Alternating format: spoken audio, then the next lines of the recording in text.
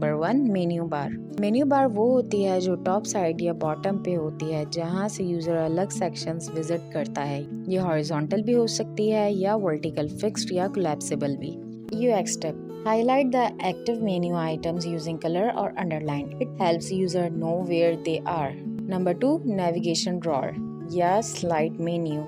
ये mostly mobile apps में use होती है। एक पैनल जो स्क्रीन के साइड से स्लाइड आउट होता है। इसके अंदर ऐप के मेन लिंक्स या प्रोफाइल ऑप्शंस होते हैं। फॉर एग्जाम्पल, आपने देखा होगा YouTube ऐप के लेफ्ट ड्रॉअर जहाँ से हिस्ट्री, सेटिंग्स मिलते हैं। ये स्पेस सेविंग और क्लीन नेविगेशन के लिए परफेक्ट होती है। UX tip: always include a close icon or gesture like swipe back so users can easily exit the drawer.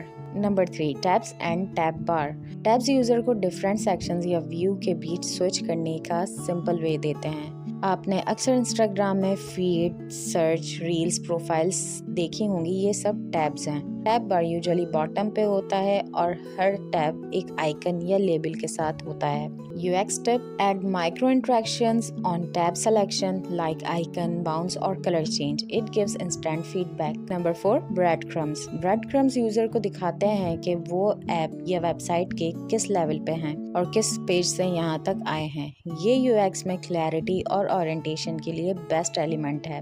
UX tip: always start breadcrumbs from home. Keep them short, separate by greater than or slash for easy scanning. Number 5, search bar.